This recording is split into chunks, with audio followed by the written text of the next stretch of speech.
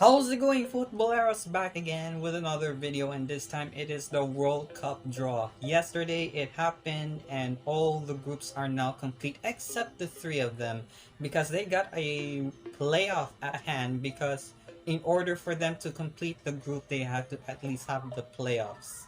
I will going to break down very quickly on all the groups and who are going to win the group stage. So with that being said, let's do this! Come on!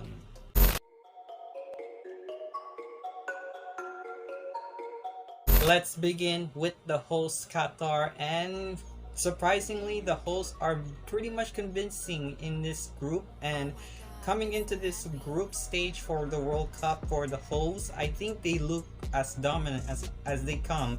And I do know that they were very dominant in the Asian Cup back then, a few years past, and winning the Asian Cup really shows how great Qatar's performance is. But the only main stumbling block for me, at least for Qatar, is of course the two countries from Senegal and of course Netherlands.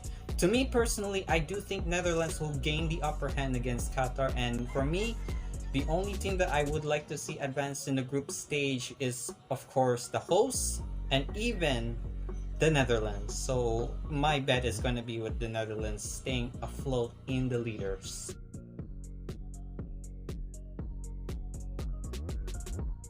Group B, it is a very controversial side. England, Iran, and of course USA. And of course there's even a playoffs round between three European teams, of course Scotland, Wales, and of course a struggling Ukraine. Ukraine have been suffering from the war, from the invasion by Russia, and they gained a much better advantage because they automatically advance. But I know for a fact that UEFA or FIFA will give preferential treatment from the struggling Ukrainians. But to me personally, in performance wise, I do believe Gareth Bale's Wales have proven themselves that they are the better team in my opinion, and I do believe that Wales will go through to the playoffs. And for the group stage wise, I do believe that I would like to see England and Wales advance through to the group.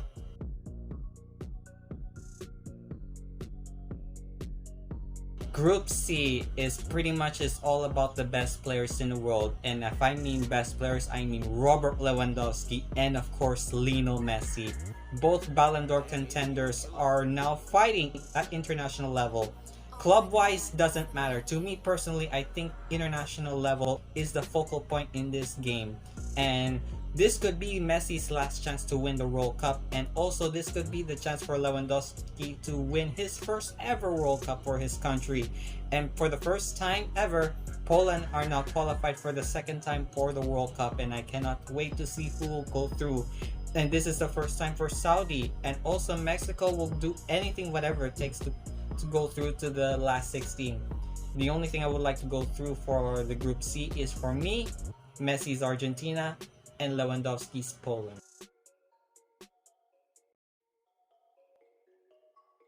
Group D, I am wearing the world champions France, and of course France are now in Group D along with Denmark and Tunisia. However, there is an international playoff between Peru, UAE, and of course Australia.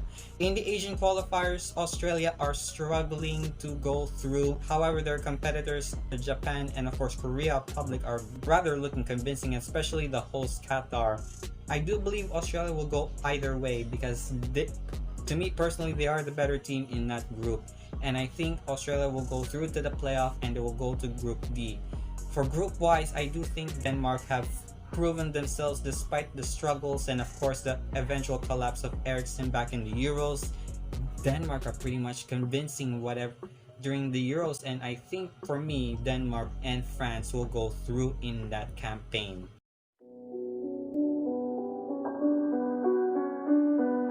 Group E, for Group of Death, you got Spain, you got Germany, and of course the land of the rising sun, Japan. However, there's also the playoffs between New Zealand and Costa Rica. I think I do know that Costa Rica will go all the way in that playoff. If there is going to be an upset for New Zealand, that would be an absolute shocker. However, they are going to face three of the mightiest countries in that group. And will it going to be easy for them? Probably not, but I think for me, this is going to be a difficult choice for me to choose either countries, but I think Spain and Germany will go through in that stage.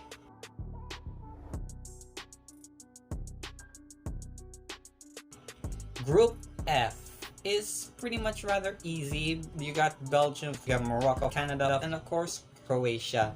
The runners-up are going all the way through to that World Cup group stage. Canada, for the first time ever, they're now in the World Cup since 1986. Pretty much so. And of course, the third placers, Belgium, will go whatever it takes to go through in that group stage. But I think personally for me, Croatia and Belgium will go through to the last 16 of the World Cup.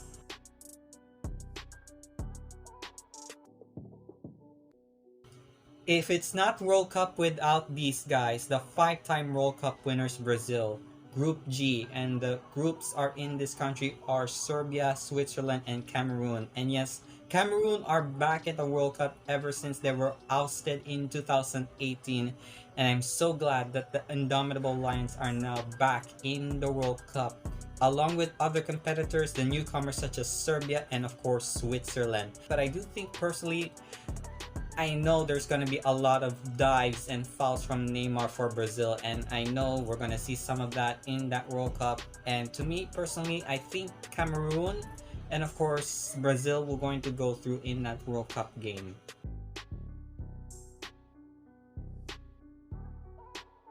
And then finally, it is Group H, and of course, we see where this is going. It's Uruguay versus Ghana. Do you remember the handball of Suarez against Ghana, and of course, the Asamoah Gyan incident during 2010? Well, it's gonna come back once again for Uruguay and Ghana. And also Portugal and Korea Republic. I know Portugal has a history back in 2010 where they faced another Korean side, and it's not from the south, it's from the north actually. And can Portugal beat the other side of Korea? We'll see about that one. And of course, the revenge back in 2010 between Uruguay and Ghana. Suarez is going to ignite his hand to do another ridiculous moment for this year's World Cup. I cannot wait to see how this one will go for Group H.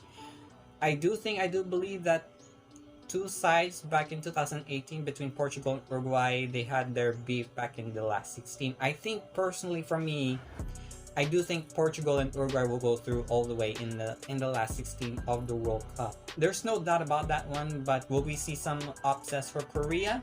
Who knows? It's gonna be what happened back in 2018 where they send Germany out of the World Cup. So who knows? It's going to be a lot of dramas, a lot of title changes, and of course some World Cup curses coming in very soon for Qatar in this year's World Cup in 2022. So what would my thoughts about this draw? Well, it's not rather controversial or rather having some big blows. I know Group D is far beyond controversial because of England, US, and Iran. There's some political history between the three, and I do know there's gonna be some preferential treatment for Ukraine if they can. But I do think the performance of Wales during that campaign at the qualifiers, I do think Wales will go through. So yeah. Right, that is all the group stages that I have breakdown all the way through and all of my thoughts about this draw. Which teams who are going to win this group stage and which country who are going to win this year's World Cup? Let me know in the comments down below. Which country do I think will going to win the World Cup? Well, of course, Messi's Argentina, or maybe Le Bleu once again. But I do know there's going to be some World Cup curses coming in for Le Bleu in this campaign. In any case, give a like on this video, subscribe to my channel, hit the bell to get notified for videos I'll be uploading every single week. And what do you think about the group stage draw at the World Cup? Let me know in the comments down below. And I'm gonna talk to you soon for all the jerseys and all the matches that I'll be uploading very soon. Up until then, bye!